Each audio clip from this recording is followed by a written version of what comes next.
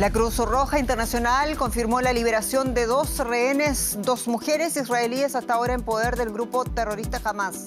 El gobierno israelí había cifrado en 222 los cautivos, entre ellos ancianos, mujeres y niños.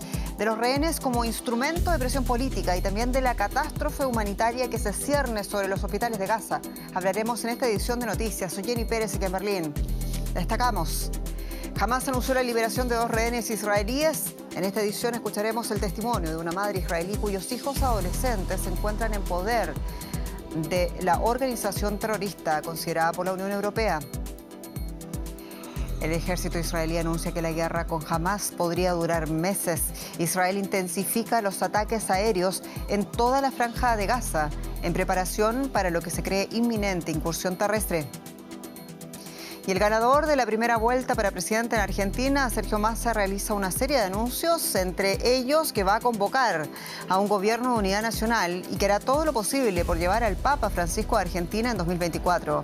Massa se enfrentará al candidato ultralibertario Javier Milei el próximo 19 de noviembre.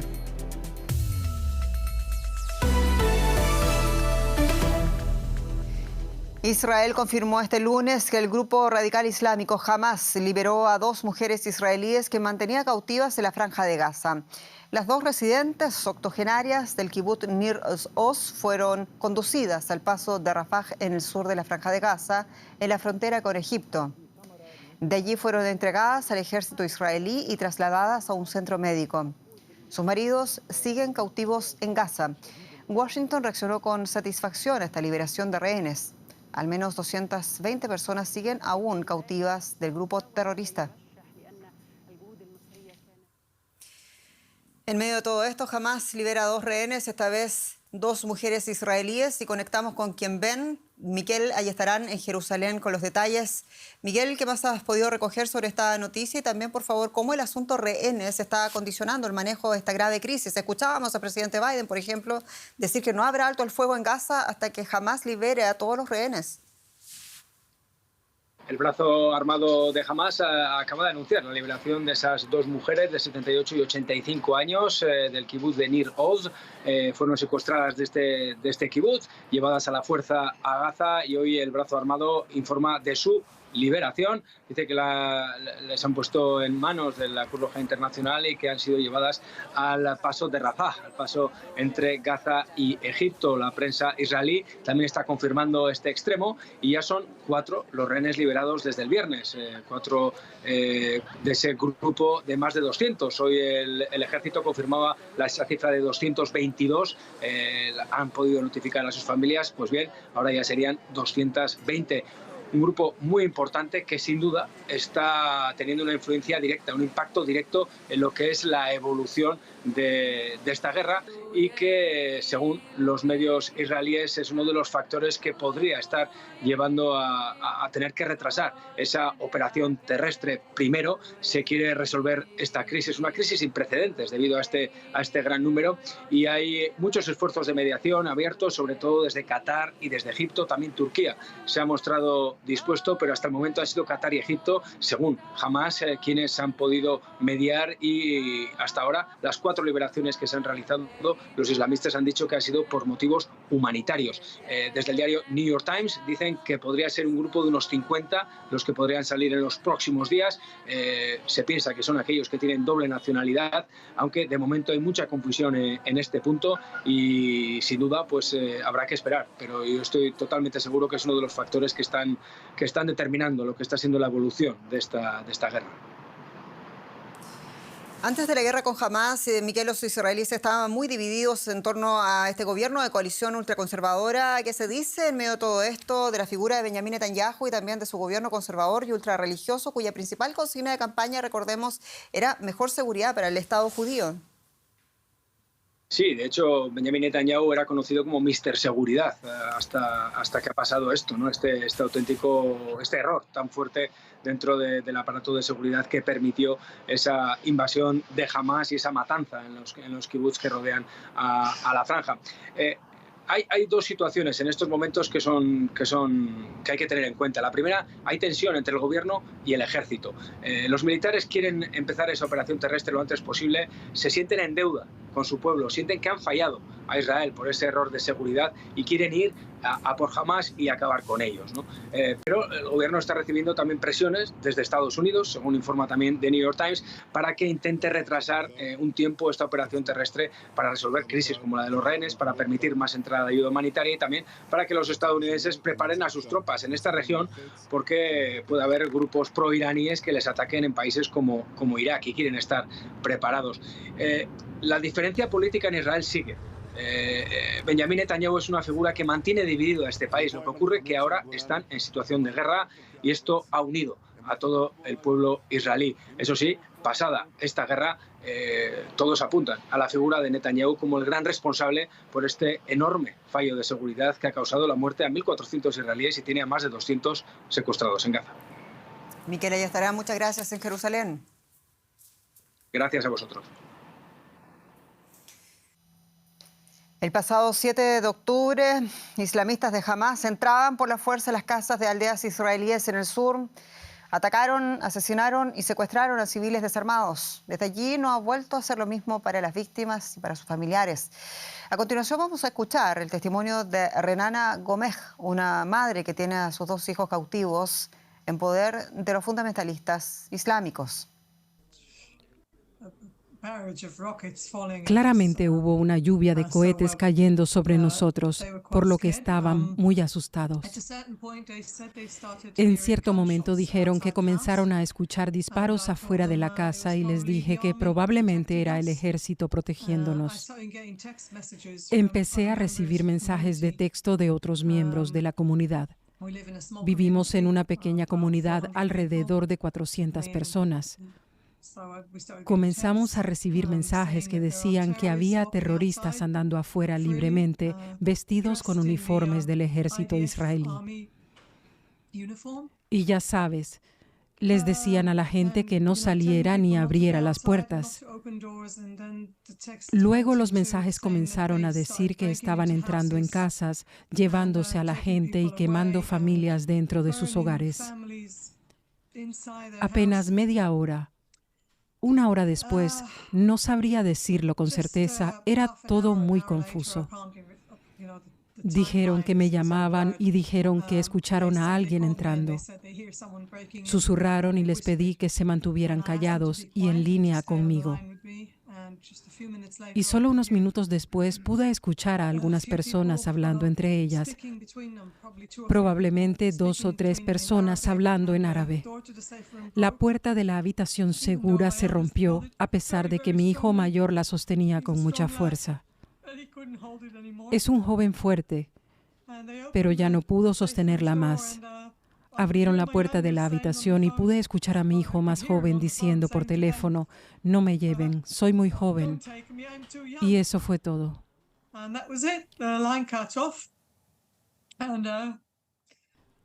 La llamada se cortó. Y eso es lo último que he sabido de él. Los arrastraron a Gaza y no sé nada más. No sé dónde están ni con quién están, ni siquiera si siguen con vida.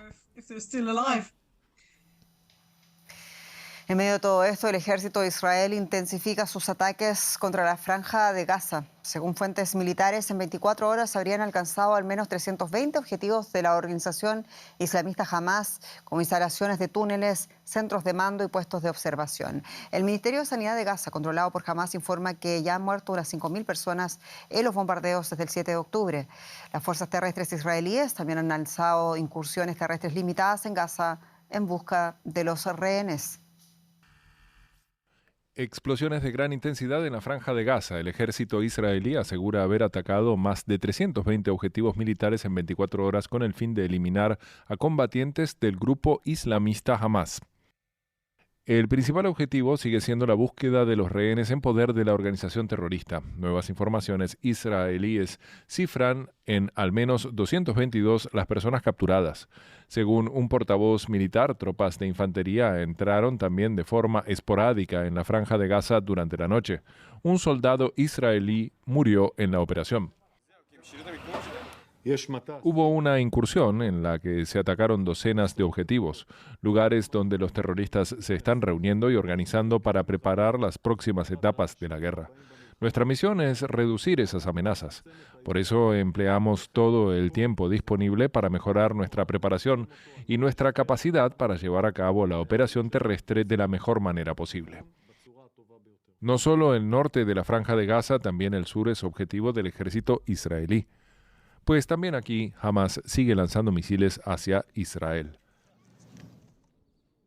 El ejército israelí está decidido a entrar pronto en la Franja de Gaza con una ofensiva terrestre a gran escala. Aquí, justo en la frontera, en el kibutz Be'eri, los soldados israelíes se preparan para la siguiente fase. Estoy aquí para luchar. Es una lucha por mi país, lucho por mi seguridad. Ya sé que mucha gente ve lo que hacemos y lo considera barbarie, pero personalmente no sé qué otra cosa se puede hacer cuando tu país se enfrenta a una fuerza así. Mientras Israel mantiene su empeño en entrar en Gaza, en todo el mundo crecen los llamados en favor de un alto el fuego humanitario. Estados Unidos insta a Israel a retrasar la ofensiva terrestre a gran escala en Gaza para negociar la liberación de rehenes, por un lado, y también para que pueda entrar más ayuda humanitaria a la Franja de Gaza. Otro convoy, el tercero, con suministros cruzó desde Egipto, pero Naciones Unidas advierte de que se necesitan al menos 100 camiones al día para evitar una catástrofe humanitaria en el enclave palestino. Camiones con ayuda humanitaria internacional entran finalmente a Gaza por la frontera con Egipto. En este depósito en el centro de la Franja de Gaza se clasifican las cajas antes de distribuirlas donde más se necesitan. Cajas con alimentos y agua enviadas por Japón se reparten en esta escuela de Han Yunis que se ha transformado en un refugio.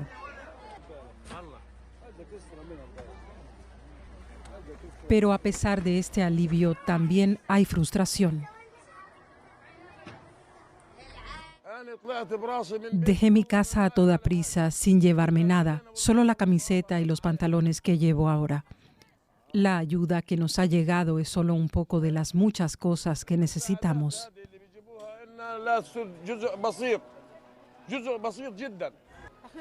No queremos ayuda, queremos volver a nuestras casas, que dejen de asesinar a nuestros hijos. No podemos dormir ni de día ni de noche debido a los bombardeos y las malas condiciones en las que nos encontramos. Ya basta, no podemos más, estamos agotados, ya no nos sentimos como seres humanos. Por el momento parece improbable que estos gazatíes puedan abandonar pronto este refugio para regresar a sus hogares. Vamos a cambiar de asunto, vamos a hablar de Argentina, y es que pese a la inflación del 140% que aqueja al país, su ministro de Economía, el peronista Sergio Massa, dio la sorpresa este domingo al ser candidato presidencial más votado en la primera vuelta. Contra todo pronóstico, el ultraliberal Javier Milei quedó relegado al segundo puesto. Analistas coinciden que pese a la profunda crisis inflacionaria, no fue la economía, sino sus ideas polémicas contra el Papa, por ejemplo, o la venta libre de órganos, la eliminación de educación, la salud pública o la desregularización de la venta de armas, las que terminaron por condicionar el voto. El balotaje va a ser el próximo 19 de noviembre. Silvina Casabe es una empleada administrativa y profesora de inglés de Buenos Aires. Se define como simpatizante de la Unión Cívica Radical, UCR, el partido de centro tradicionalmente rival del peronismo. Pero en la primera vuelta de las elecciones presidenciales de Argentina de este domingo no votó a la candidata de centro-derecha con la que se alió la UCR, sino al peronista Sergio Massa. Dentro de las opciones era la más progresista y la que tiene gobernabilidad. Los problemas económicos que hay actualmente tienen más un condimento político que económico y se necesita más política, no menos política. Las otras opciones tendían a sacar la política del medio. Casabe es parte del 36% de los argentinos que sorprendió al dar la victoria al peronismo, que hace solo 2 meses en las primarias de voto obligatorio había sido tercero con el 27%. Massa se benefició del miedo al ultraliberal Javier Milei, que repitió el 30% de las primarias. Juan Manuel Arana, empleado inmobiliario, aún confía en que Milei venza a Massa en el balotaje del 19 de noviembre. Argentina lleva ya muchísimas décadas de una decadencia terrible, viene bajando cada vez más en términos económicos, en perspectiva de la gente, y considero que el discurso de Javier Milei, si bien no es políticamente correcto, en muchas cosas tiene razón, como por ejemplo en bajar el gasto. El analista político Hugo Jaime atribuye el vuelco electoral a que en los últimos 2 meses comenzaron a conocerse mejor las propuestas de Milei, un outsider de la política. Hay grandes errores por parte de Milei. Milei habla de un proceso de dolarización que ningún economista lo ve posible y además la población no está de acuerdo. Habla contra el Papa, la población no está de acuerdo. Se metió en el lío de la venta libre de órganos, que cualquiera puede tener un arma. Paula Gándara, economista de la firma financiera AdCap Asset Management, recuerda que el mercado apostaba al dólar porque preveía que vencería Milei y su plan de adoptar esa moneda y abandonar el peso. Ahora cambia el escenario. Massa está más reforzado, con más fuerza, por lo tanto, hoy por hoy lo que baja son las expectativas de devaluación en el corto plazo. La inflación va a seguir estando muy alta. Nosotros creemos que el plan de dolarización de Milei nunca se hubiera llevado a cabo. Creemos que no lo va a poder lograr. Lo que tiene que presentar es Massa su plan económico, que es por hoy desconocido. Y ahí creo que se van a empezar a ver más las variables. Un mes de incertidumbre para definir al presidente de Argentina, una campaña en la que no solo pesa la crisis económica. Y el día después, el candidato ganador, Sergio Massa, ha hecho además una serie de anuncios. Uno de ellos que hará todo lo posible, dijo, para que el Papa Francisco visite Argentina el próximo año. Alejandro Rebocio, periodista en Buenos Aires, con novedades de este tema. Alejandro, el día después de las elecciones de presidente, hemos conocido que el ganador, Sergio Massa, ha decidido pisar fuerte. Anunció también la formación de un gobierno de unidad nacional. ¿Qué reacciones genera este guiño hacia el centro? Por ahora no ha habido una reacción concreta de los partidos que quedaron tercero, cuarto y quinto en las últimas elecciones. Sí, algunos partidos menores que se han manifestado a favor de votar a Sergio Massa en el balotaje contra el ultraliberal Javier Milei. En la campaña ya Massa había dicho que sus partidarios no debían extrañarse si en un gobierno de él hubiese ministros de la Unión Cívica Radical, UCR, que hasta ahora estaban en la coalición de centro-derecha Juntos por el Cambio, o algunos integrantes del Partido PRO, Propuesta Republicana, que es el partido de centro-derecha que lidera Juntos por el Cambio y que tiene algunos dirigentes que antes, en el pasado, militaron en el peronismo y que podrían sumarse al gobierno de Massa. Sin embargo, todavía no hay una respuesta concreta de parte de Juntos por el Cambio, que está debatiendo su futuro, ni tampoco el cuarto en discordia en las elecciones, que fue el peronista no kirchnerista Juan Schiaretti, ni de la izquierda, liderada por Miriam Bregman. Eso sí, ella aclaró que no es lo mismo Massa que Milei, un guiño hacia el candidato peronista. ¿Y qué pasa con los votos de derecha, los votos del macrismo y también de partidos como el Partido Radical que votaron por Patricia Bullrich? Hay quienes creen que es un gran error pensar que todos esos votos van a ir a parar a la candidatura de Milei. Así es, ese es el botín más preciado, es el 23% de los votos. ¿Hacia dónde va a ir? Tanto Patricia Bullrich ayer ya hizo una crítica al kirchnerismo y no a Milei, por eso algunos lo interpretaron como un guiño. Además, Mauricio Macri, el expresidente argentino, ya ha elogiado muchas veces a Milei. Sin embargo, no todos los votantes de Juntos por el Cambio van a apoyar al ultraliberal. De hecho, hay ahora un gran debate interno en el Juntos por el Cambio porque la Unión Cívica Radical está en desacuerdo con apoyar a Milei. Muchos de sus dirigentes, por lo menos, están en desacuerdo e incluso quieren apoyar abiertamente a Massa. En las próximas horas seguramente se va a dirimir esta batalla dentro de Juntos por el Cambio entre el PRO y la UCR, los dos principales partidos, mientras un partido menor dentro de Juntos por el Cambio de la coalición cívica anunció que no vota ni a Milei ni a Massa. Alejandro Rebocio, muchas gracias allá en Buenos Aires. Gracias a ustedes. Muy en breve, Alejandro Rebocio también desde Buenos Aires amplía las reacciones de esta gran sorpresa allá en Argentina. Paco Borío, bienvenido. Así es, Jenny, vamos a ver cómo han reaccionado los mercados, los bonos soberanos de Argentina y las acciones del país cayeron este lunes después de que el ministro de Economía, Sergio Massa, resultara el candidato más votado en la primera ronda de las presidenciales. Los mercados muestran así sus reticencias ante las expectativas futuras. Las acciones de la petrolera YPF, que cotizan en Estados Unidos, se desplomaron un 9%. 9% en su peor día en más de un año. Las acciones de BBVA Argentina, Grupo Financiero Galicia y Grupo Superville bajaron entre un 3,5 y más de un 5,6%. Sin embargo, tras una jornada volátil, el peso argentino cerró relativamente estable en su cotización frente al dólar.